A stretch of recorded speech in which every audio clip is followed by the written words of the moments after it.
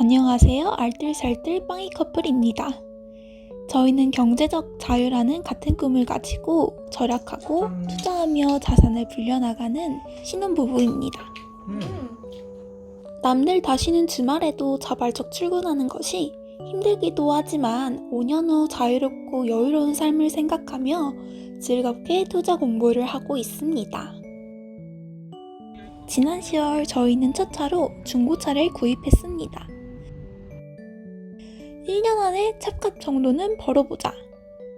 차 구입과 함께 1년 안에 부수입 2천만 원 만들기 프로젝트를 시작하며 경매에 도전하게 되었어요.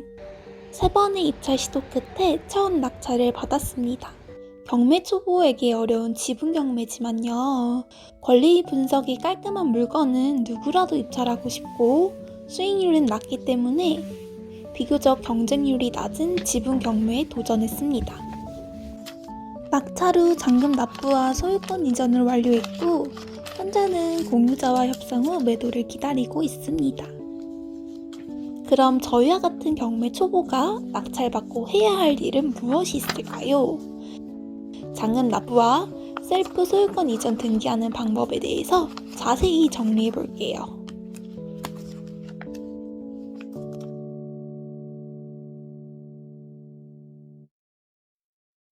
낙찰받고 가장 먼저 사건 기록을 열람했습니다.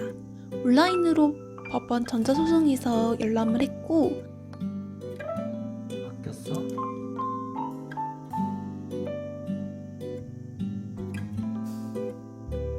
상가 임대차 현황서와 공유자의 주소지를 확인할 수 있었습니다. 확보한 주소를 바탕으로 공유자에게 내용 증명을 보냈습니다.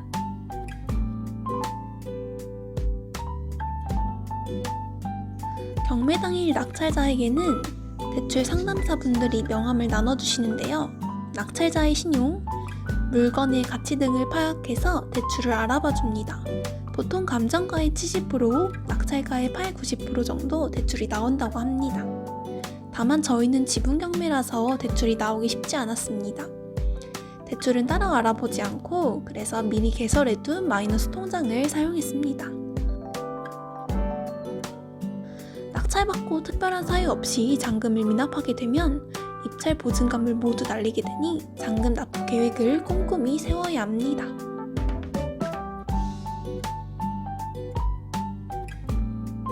양도세 절세를 위해 개인 부동산 매매사업자 등록을 했습니다. 매매사업자는 낙찰받고 잔금 치르기 전에 만들면 좋다고 합니다.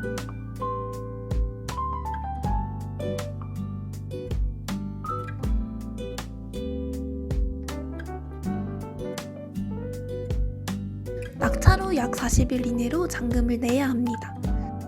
잔금 납부와 소유권 이전 등기는 법무사를 통해서 처리할 수 있지만 공부할 겸 직접 잔금 납부와 셀프 등기를 하기로 했습니다. 법무사를 통해서 할 경우 비용은 약 15에서 20만 원 정도 듭니다. 블로그와 카페에서 많은 경험자분들의 잔금 납부, 셀프 등기 방법을 참고해서 공부했습니다. 하나부터 10까지 스스로 해야 하기 때문에 머릿속으로 많이 시뮬레이션을 하고 갔어요. 법원 가기 전에 셀프 등기 신청에 필요한 모든 서류를 준비했습니다. 확실히 싸게 사고. 어떻게 보면 또 아파트가 제일 법원 민사신청과 해당 경매계를 방문합니다. 잔금 납부하러 왔다고 말하면 해당 경매 사건을 조회한 후 법원 보관금 납부 명령서를 발급해줍니다.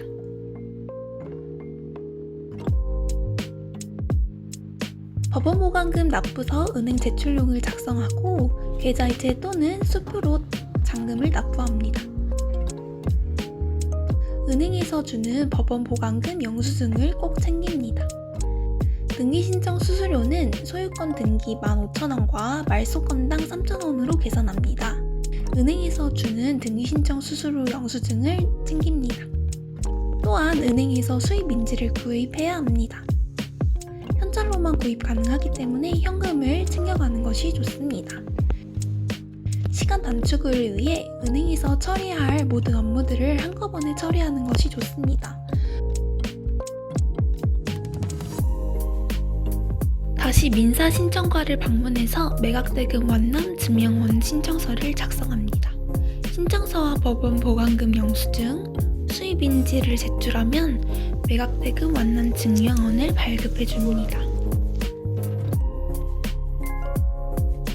또한 구청에서 취득세를 납부할 때 매각허가 결정문이 필요합니다. 신청서와 함께 수입인지를 제출하여 매각허가 결정문을 발급받습니다. 전자소송 사이트에서 나의 사건 기록 열람에 들어가서 매각허가 결정문을 출력하면 됩니다.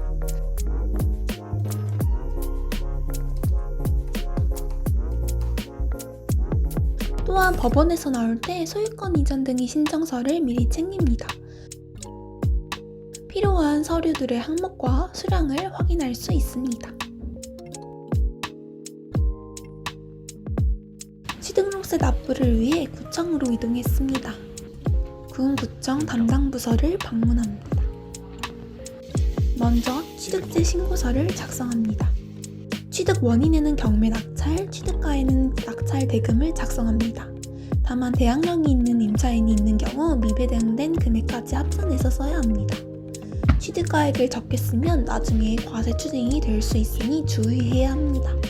저희는 배당을 신청하지 않은 선순위 임차인이 있고 인수해야 할 보증금이 있었습니다. 취득가액의 낙찰가와 인수해야 할 보증금을 합산해서 적었더니 담당자분이 그게 아니라고 하셔서 또 다시 알아보느라 시간이 꽤 소요되었어요.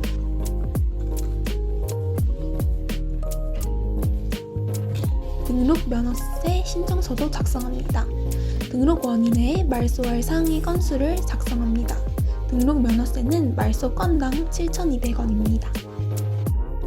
취등록세를 납부하고 세무과 창고로 가서 취등록세 면허세 납부 확인서를 발급받습니다.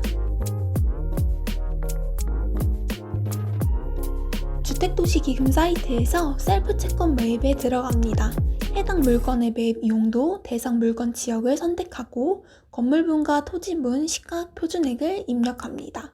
취득세 영수증이 나와 있으니 참고해서 시가 표준액을 작성하면 됩니다. 채권 매입 금액을 조회하고 고객 부담금을 조회합니다. 인터넷 은행 바로가기와 온라인 납부를 하거나 은행에서 국민주택 매입 신청서를 수기로 작성한 후 납부하는 방법이 있습니다. 저희는 법원 내 은행에서 납부를 했는데요.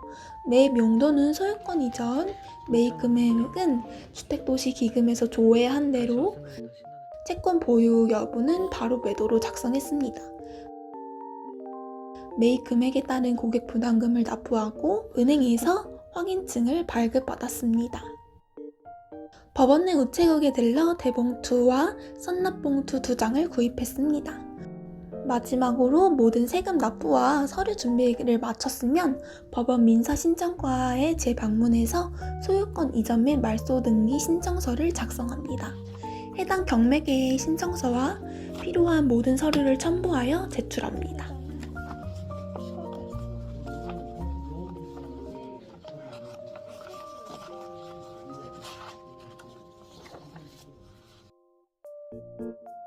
이후 모든 서류가 검토되면 법원에서 등기소로 우편을 보내고 등기소에서 신청자의 집으로 등기권리증을 발송해줍니다.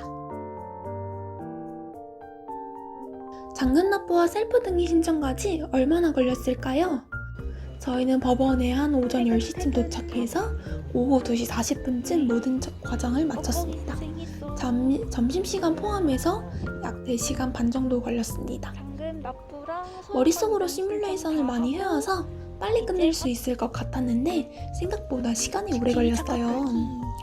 빨리 끝내고 싶어도 중간에 점심시간이 걸리거나 담당자가 없어서 대기하느라 빨리 처리할 수가 없었습니다.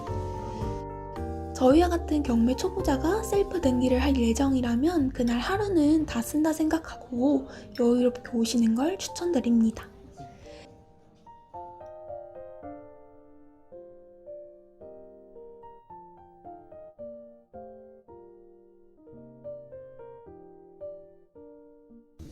또한 셀프 등기 중에서 가장 예상치 못했던 문제는 국민주택 채권 매입 과정이었는데요.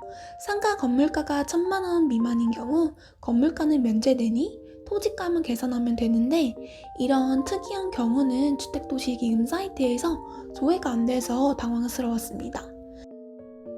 그래서 주택도시기금 사이트와 국토부에 직접 전화 확인하면서 소통하느라 시간이 꽤 소요되었거든요. 그럼에도 하루 안에 어쨌든 다 해결이 되었고, 몰랐던 부분도 새롭게 배워갈 수 있어서 감사하게 생각합니다. 다음번 셀프 등기는 더 여유롭고 얼타지 않고 잘할 수 있을 것 같아요.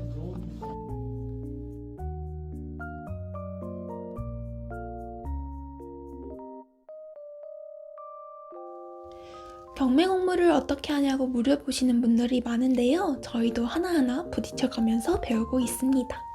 지분 경매, 내용 증명 보내기, 잔금 납부, 셀프 등기, 국민주택 채권 매입 등 모두 다 몰랐습니다. 닥치는 대로 하나하나 검색하고 다른 분들의 경험담을 참고하고 경매책도 읽으며 공부하고 있습니다. 이번은 우리랑 약간 비슷해. 진짜 맞는 것 같아. 일단 시작하면 없던 실력도 생긴다.